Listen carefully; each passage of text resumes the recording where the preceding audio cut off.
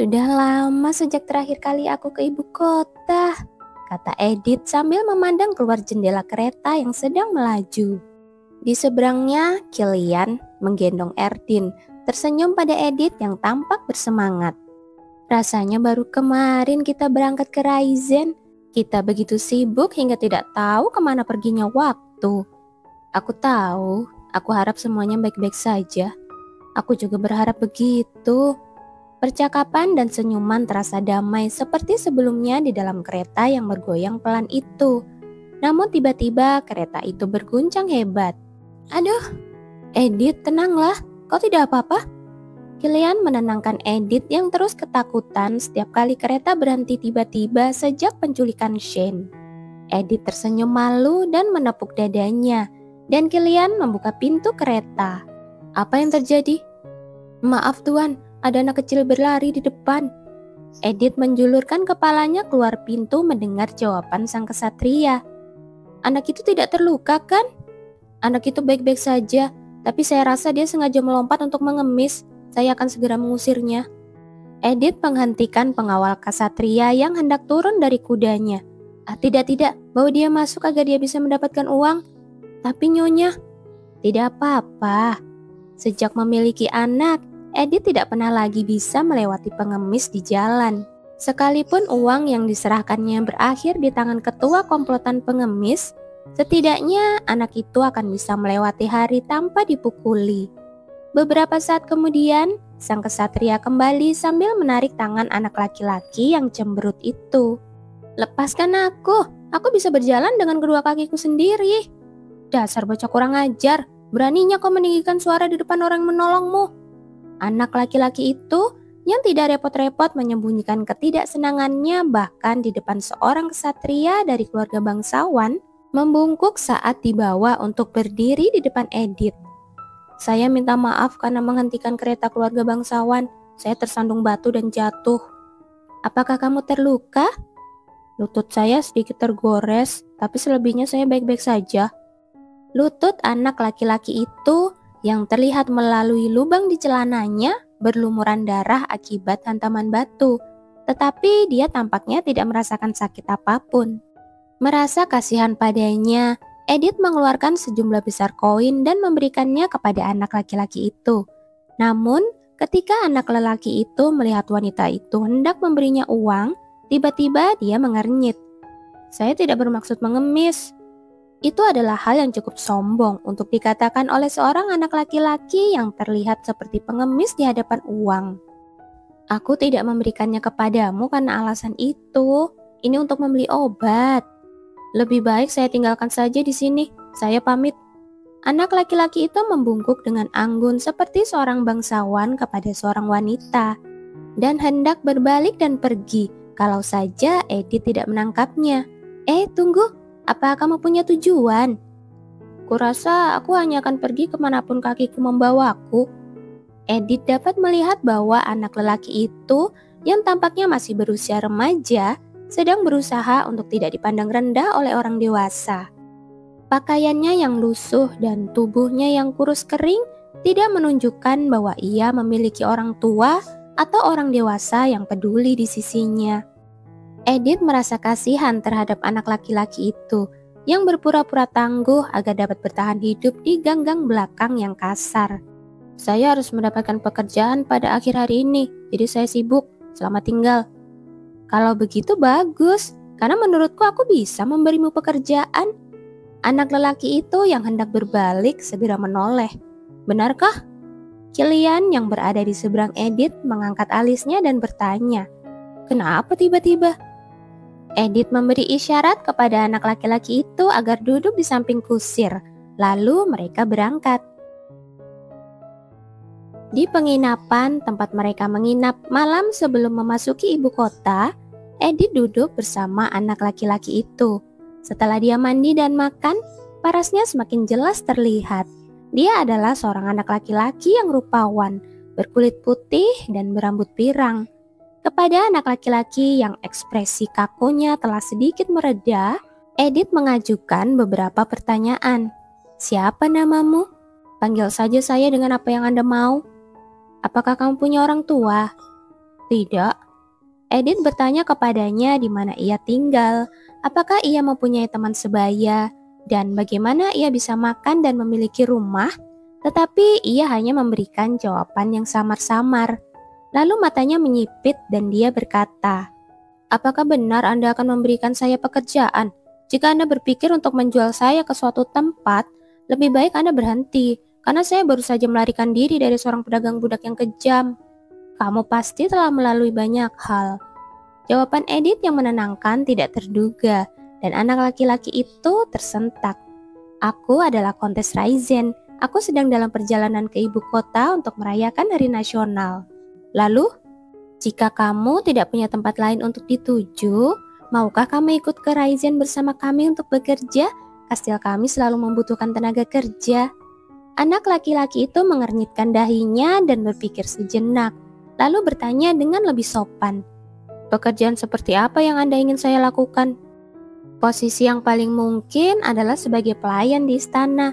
Tetapi jika kamu ingin menggunakan pedang, kamu bisa menjadi prajurit di Ordo Kesatria. Atau jika kamu memiliki minat untuk belajar, kamu bisa bekerja sebagai asisten di kantor administrasi."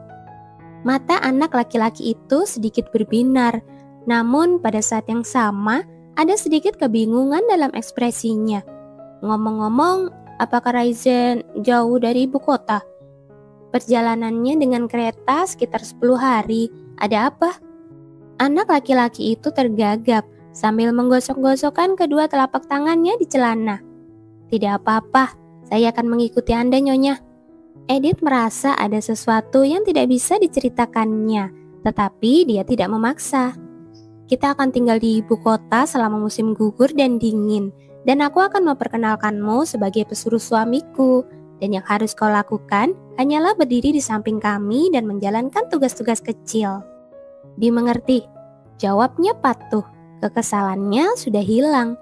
Edith telah memperhatikan perilakunya sejak tadi. Dia punya sopan santun tertentu, tidak seperti anak yang tumbuh di jalanan. Apakah dia keturunan bangsawan yang jatuh?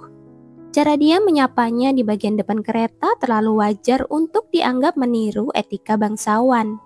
Sikapnya kasar, tetapi dia tidak pernah mengucapkan kata-kata makian sekalipun. Api di matanya mengatakan padanya bahwa dia akan segera mempelajari pekerjaannya. "Jika aku mempercayakannya pada Renon, aku mungkin akan mendapatkan asisten yang sangat cakap." Edith menamai anak laki-laki itu Daniel, sambil membayangkan masa depan di mana dia akan mengikutinya kemana-mana sebagai asistennya dan mempelajari keterampilan darinya. Setelah 10 hari perjalanan dengan kereta, Kilian dan Edith tiba di rumah besar Ludwig. Namun, tidak seperti harapan mereka akan reuni hangat yang telah lama ditunggu, rumah besar itu justru berantakan. "Kilian, Edith," hanya sang Duchess yang menyambut mereka, dan ia tampak khawatir meskipun melihat cucunya yang telah lama dinantikan. Itu wajar. Dengan para kesatria kekaisaran menduduki rumah besar itu dan menggeledah setiap ruangan, hal itu wajar saja. "Ibu, apa yang terjadi?" "Aku juga tidak tahu apa yang terjadi, Kilian." Dia akhirnya mengeluarkan air matanya yang telah ditahannya. "Lise telah dibawa pergi, dituduh mempermalukan keluarga kekaisaran." "Apa maksud ibu?" "Apakah kamu tahu bahwa Marquis Teroux kehilangan putra bungsunya 5 tahun lalu?" "Jika yang ibu maksud adalah putra bungsu Marquis Teroux, bukankah dia dibesarkan di lingkungan perkebunan sejak usia muda karena tubuhnya yang lemah?" Duchess menggelengkan kepalanya. "Itulah yang dipikirkan semua orang, tetapi ternyata dia sebenarnya diculik dan dirahasiakan karena satu dan lain alasan, sampai Lise menemukannya dan membawanya kembali." "Lalu mengapa tidak memberinya hadiah? Dan mengapa dia dituduh mempermalukan keluarga kekaisaran?" "Karena anak itu palsu." "Apa?" Edith tampak seperti baru saja dipukul di bagian belakang kepala. Begitu pula Kilian. "Tidak, maksudku bagaimana mungkin itu bisa terjadi?" "Karena anak yang dibawa Lise mengetahui hal-hal yang tidak akan kamu tahu, kecuali kamu adalah putra Marquis Teroux. dan semua itu diceritakan kepadanya oleh Lizzie. Apa? Bagaimana bisa Lizzie tahu itu? Jadi sekarang ayah dan saudaramu telah dibawa ke istana kekaisaran dan para kesatria kekaisaran sedang menggeledah rumah. Ini cukup untuk membuat terguncang. Lalu sesuatu terlintas di pikiran Edith. Setelah aku pikir-pikir, episode terakhir dari cerita aslinya adalah tentang menemukan anak yang hilang, bukan? Dan anak itu adalah kerabat keluarga kekaisaran. Mungkinkah Lizzie memaksakan episode itu terjadi? Episode terakhir, I Refuse Your Obsession, yang sempat aku lupakan, muncul di benakku. Akan tetapi, karena sebagian besar alur cerita aslinya telah terputus, tidak mungkin cerita itu dapat berlanjut seperti aslinya. Aku menyadarinya ketika aku membaca buku harian Renon tentang pertemuan Lizzie dengan putra mahkota. Dalam cerita aslinya, status Lizzie berubah drastis setelah putra mahkota yang menemuinya memperkenalkannya kepada orang kepercayaannya. Namun kali ini, putra mahkota tidak melakukannya seperti dalam cerita aslinya, dan Lizzie bahkan dimarahi oleh Duk Ludwig karenanya. Dia mengetahui bahwa cerita aslinya telah hancur, namun dia tidak bisa melepaskan obsesinya terhadap cerita itu. Edith memegang bagian belakang lehernya. Dasar bodoh, seharusnya kau pikirkan kecurigaan yang akan kau timbulkan kalau gagal. Dia berani membawa anak palsu, mengetahui semua rahasia yang dirahasiakan keluarga kekaisaran. Keluarga kekaisaran tentu saja akan berasumsi dialah yang berada di balik penculikan itu. Ini salahku, semua ini salahku. Ibu, kenapa ibu berkata begitu? Aku seharusnya tidak membesarkan Lizzie seperti itu. Aku memberinya segalanya karena kasihan, dan kurasa itulah yang menghancurkannya. Sang Duchess gemetar karena sedih. Tetapi Edith tahu, mereka melakukan itu karena mereka memang dibuat untuk memberikan Lizzie segalanya. Tentu saja mereka tidak sepenuhnya tidak bersalah. Kontrol Lizzie terhadap mereka pasti melemah saat aku menemui kondisi pengecualian ketiga. Dan aku heran mengapa mereka tidak menyadari sesuatu yang aneh tentang Lizzie saat itu.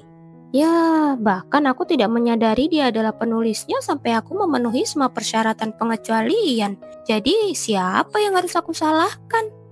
Aku mendesah. Mudah untuk menghakimi setelah segala sesuatu yang sudah terjadi, tetapi tidak mudah untuk meragukan seseorang yang telah tinggal bersama dan kamu cintai seperti keluargamu sendiri.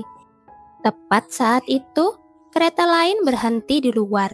Kereta itu memiliki lambang kekaisaran. Jadi, para kesatria kekaisaran yang menjaga bagian luar rumah besar itu bergerak serempak untuk membuka pintu kereta.